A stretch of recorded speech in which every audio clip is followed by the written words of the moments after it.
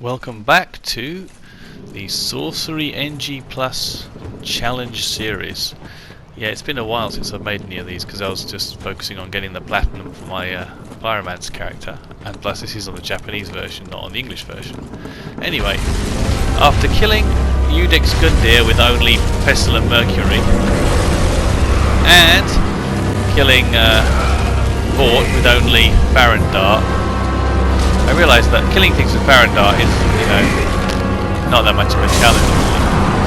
And killing things with Pestilent Mercury is going to be a lot rarer, so I thought, I'll kill the big tree with Pestilent Mercury. And it's actually very interesting. So, one interesting thing is, you don't have to target anything.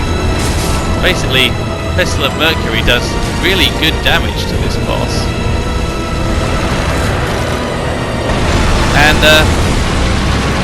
you just stick it anywhere basically, as long as he's touching it. And since he doesn't move very much, he tends to just sit in it.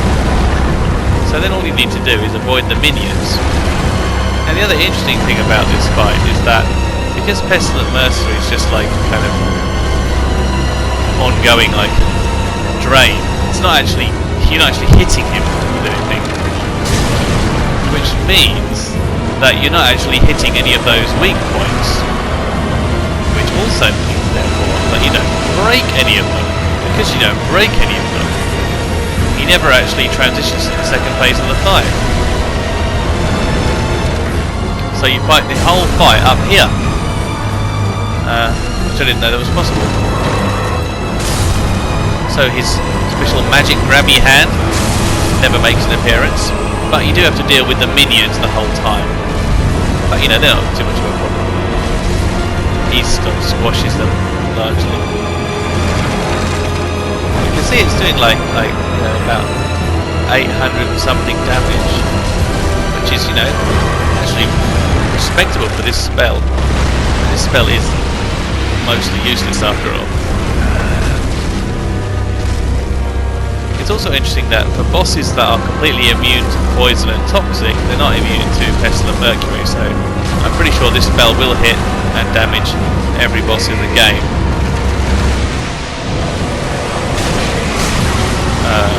Although some of them are going to be a lot more difficult to actually kill with it than others. I have my suspicions as to which is going to be the most difficult, and it's the Deacons of the Deep.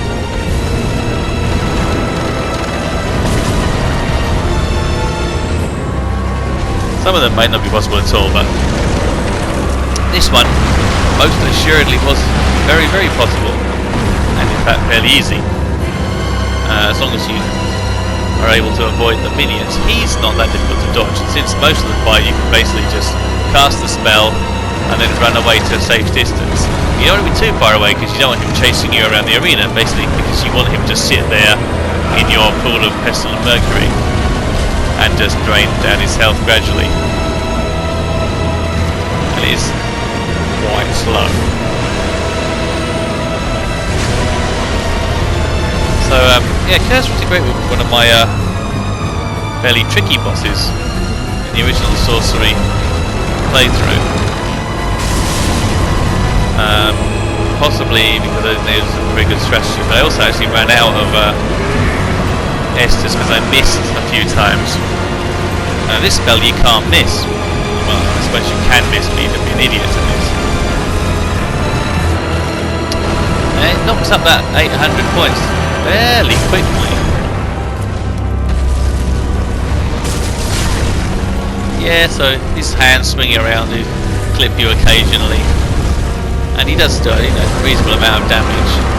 But the fact that you can hit him from the side or the back, which is like a much safer prospect than trying to hit him from the front, does kind of mean that you don't really need to go into the absolute danger zone like this. You see, probably couldn't have done that. You do want to be close enough that when you cast a spell you just end up touching it. You see, I nearly got there.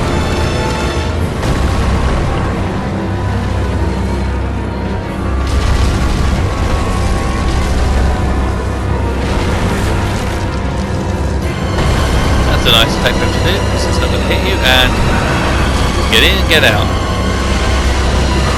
Float like a butterfly, sting like a, I don't know, sting like TCP maybe with this spell.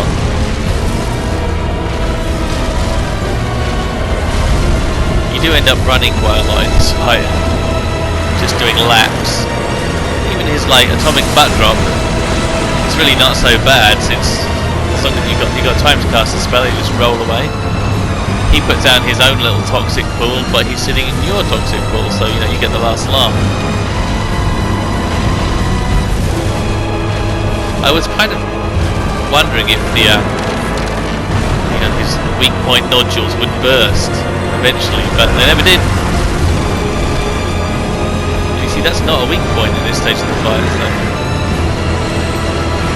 I think you can probably stick it on his foot or his hand or basically anything, as long as it touches him at some point, then the tick damage is going to count and add up. Here we go, run in, cast spell, roll away.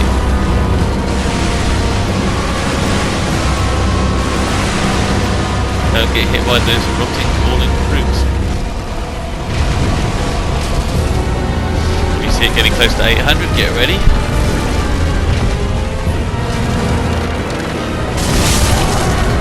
Let him clear out his minions. This is a good one to go in on. You don't even need to be all that close to him, you see.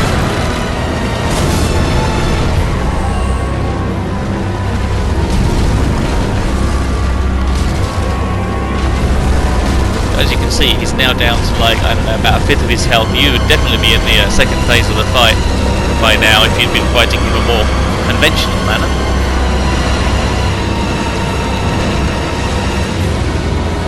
At this point I was thinking to myself, okay, I'm definitely going to kill him, but if he doesn't break the floor, does that mean then that the whole like Mound Maker's Covenant is no longer available, or does it mean that you can still access it in the regular way by getting in the guy's cage?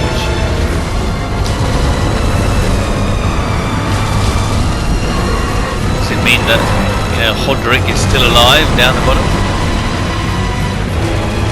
Well, my questions were answered, as you'll see in a couple of minutes, I guess.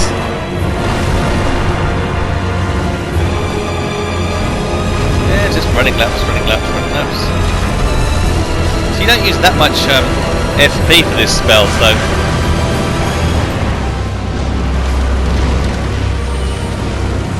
I mean, I've got plenty of Estus flasks. Nearly there, maybe one more should do it.